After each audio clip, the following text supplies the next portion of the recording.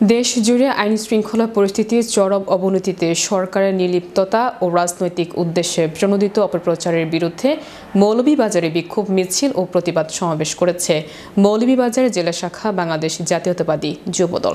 বৃহস্পতিবার বিকেলে শহরের এম সাইফুর রহমান অডিটোরিয়াম প্রাঙ্গণ থেকে মিছিল শুরু হয়ে শহরের গুরুত্বপূর্ণ সড়ক প্রদক্ষিণ করে পশ্চিম বাজারে SM প্লাজার সামনে গিয়ে শেষ হয়।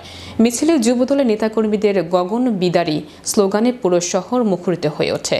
মিছিল শেষে এক সংক্ষিপ্ত সমাবেশে প্রতিবাদ সমাবেশ অনুষ্ঠিত হয়। এই কর্মসূচিতে নেতৃত্ব দেন জাতীয়তাবাদী যুবদল কেন্দ্রীয় কমিটির সাবেক সহসভাপতি, মৌলভীবাজার জেলা যুবদলের সভাপতি জাকির হোসেন উজ্জ্বল এবং সাধারণ সম্পাদক M A মোহিত।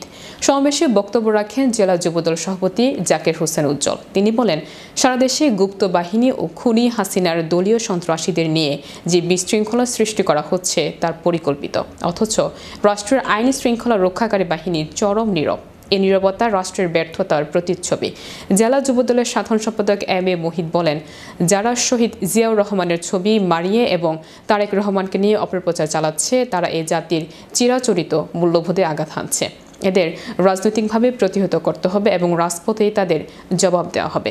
প্রতিবাদ সমাবেশের মাধ্যমে মৌলভীবাজার জেলা যুবদল সরকারের প্রতি হুঁশিয়ারি উচ্চারণ করছে যে মব সৃষ্টির নামে রাজনৈতিক চরিত্র হননের অপচেষ্টা এবার আর সহ্য করা হবে না।